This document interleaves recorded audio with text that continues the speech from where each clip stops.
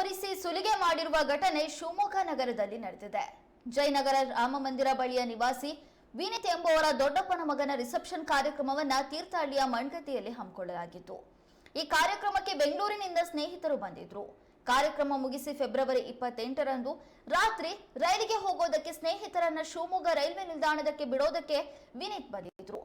ರೈಲು ಬರೋದಕ್ಕೆ ಸಮಯವಿದ್ದಿದ್ರಿಂದ ಗೂಡ್ ಶೆಡ್ ಬಳಿ ವಿನೀತ್ ಸ್ನೇಹಿತರಾದ ಮಾರುತಿ ಮತ್ತು ರಮೇಶ್ ಎಂಬುವರ ಜೊತೆ ರೈಲ್ವೆ ಓವರ್ ಬ್ರಿಡ್ಜ್ ಕೆಳಗೆ ವಾಕ್ ಮಾಡ್ತಾ ಇದ್ದಾಗ ಶೇಷಾದ್ರಿಪುರಂನಿಂದ ಒಂದೇ ಬೈಕ್ ನಲ್ಲಿ ಬಂದ 3 ಅಪರಿಚಿತ ಯುವಕರು ಚಾಕು ತೋರಿಸಿ ರಾಬರಿ ಮಾಡಿದ್ದಾರೆ. 3 ಮೊಬೈಲ್, 5,000ಕ್ಕೂ ಹೆಚ್ಚು ಹಣ, 3 ಬಳಿ ಇದ್ದ ಪರ್ಸ್ನಲ್ಲಿದ್ದ ವಾಹನ ಪರವಾನಗಿ, ಎಟಿಎಂ ಮೊದಲಾದ ದಾಖಲಾತಿಗಳನ್ನ ದೋಚಿದ್ದಾರೆ. ಮಾರುತಿ ಎಂಬುವರು ತಪ್ಪಿಸಿಕೊಳ್ಳೋದಕ್ಕೆ ಯತ್ನಿಸಿದ್ರು. ದೋಚಲು ಬಂದ ಯುವಕನೊಬ್ಬ ಹಿಂಬಾಲಿಸಿಕೊಂಡು ಹೋಗಿ ರಾಬರಿ ಮಾಡಿದ್ದಾನೆ. ವಿನೀತ್ ಈ ಕುರಿತು ಕೋಟೆ ಪೊಲೀಸ್ ಠಾಣೆಯಲ್ಲಿ ದೂರು ದಾಖಲಿಸಿದ್ದಾರೆ.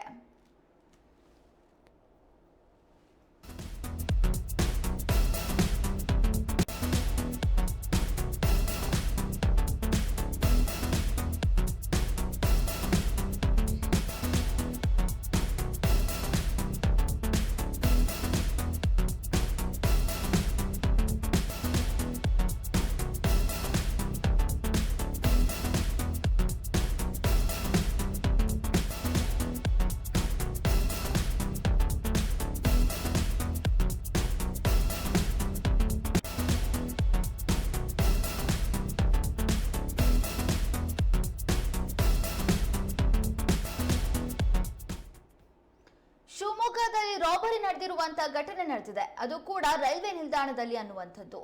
ಚಾಕು ತೋರಿಸಿ ಸುಲಿಗೆ ಮಾಡಿರುವಂತಹ ಘಟನೆ ಶಿವಮೊಗ್ಗ ನಗರದಲ್ಲಿ ನಡೆದಿದೆ. ಜಯನಗರ ರಾಮ ಮಂದಿರ ಬಳಿಯ ನಿವಾಸಿಯಾಗಿರುವಂತಹ ವಿನೀತ್ ಅನ್ನೋರು ದೊಡ್ಡಪ್ಪನ ಮಗನ ರಿಸೆಪ್ಷನ್ ಕಾರ್ಯಕ್ರಮವನ್ನ ತೀರ್ಥಹಳ್ಳಿಯ ಮಣ್ಗದ್ದೆಯಲ್ಲಿ ಹಮ್ಮಿಕೊಳ್ಳಲಾಗಿತ್ತು. ಈ ಕಾರ್ಯಕ್ರಮಕ್ಕೆ ವಿನೀತ್ ಸ್ನೇಹಿತರು ಬೆಂಗಳೂರಿನಿಂದ ಬಂದಿದ್ರು. ಇನ್ನೇನು ಕಾರ್ಯಕ್ರಮ ಎಲ್ಲ ಮುಗ್ದಾಯ್ತು, ಬೆಂಗಳೂರಿಗೆ ಹೊರಡೋದಕ್ಕೆ ಅಂತ ರೈಲ್ವೆ ನಿಲ್ದಾಣಕ್ಕೆ ಹೋಗಿದ್ದಾರೆ. ಶಿವಮೊಗ್ಗ ರೈಲ್ವೆ ನಿಲ್ದಾಣದಲ್ಲಿ ರೈಲು ಬರೋದಕ್ಕೆ ಸ್ವಲ್ಪ ಸಮಯ ಇತ್ತು. ಹಾಗಾಗಿ ಅಲ್ಲೇ ವಾಕ್ ಮಾಡ್ತಾ ಇದ್ದಂತ ಸಂದರ್ಭದಲ್ಲಿ ರೈಲ್ವೆ ಓವರ್ ಬ್ರಿಡ್ಜ್ ಕೆಳಗೆ ವಾಕ್ ಮಾಡುವಂತ ಸಂದರ್ಭದಲ್ಲಿ ಶೇಷಾದ್ರಿಪುರಂನಿಂದ ಒಂದೇ ಬೈಕ್ ನಲ್ಲಿ ಬಂದಂತಹ 3 ಅಪರಿಚಿತ ಯುವಕರು ಚಾಕನ್ನು ತೋರಿಸಿ ರಾಬರಿ ಮಾಡಿದ್ದಾರೆ. 3 ಮೊಬೈಲ್ ಫೋನ್ ಅನ್ನ, 5,000ಕ್ಕೂ ಹೆಚ್ಚು ಹಣ, 3 ಬಳಿ ಇದ್ದ ಪರ್ಸ್ನಲ್ಲಿದ್ದ ವಾಹನ ಪರವಾನಗಿ ಅಂದ್ರೆ ಲೈಸೆನ್ಸ್, ಎಟಿಎಂ ಮೊದಲಾದ ದಾಖಲಾತಿಗಳನ್ನ ದೋಚಿದ್ದಾರೆ. ಮಾರುತಿ ಅನ್ನೋರು ತಪ್ಪಿಸ್ಕೊಳ್ಳೋದಕ್ಕೆ ಪ್ರಯತ್ನ ಪಟ್ರು. ಆದ್ರೂ ಕೂಡ ಆ ದೋಚೋದಕ್ಕೆ ಬಂದಂತ ಯುವಕ ಚಾಕನ್ನ ಹಿಡಿದುಕೊಂಡು ಹಿಂಬಾಲಿಸಿಕೊಂಡು ಹೋಗಿ ರಾಬರಿ ಮಾಡಿದ್ದಾನೆ. ವಿನೀತ್ ಈ ಕುರಿತು ಕೋಟೆ ಪೊಲೀಸ್ ಠಾಣೆಯಲ್ಲಿ ಪ್ರಕರಣ ದಾಖಲಿಸಿದ್ದಾರೆ.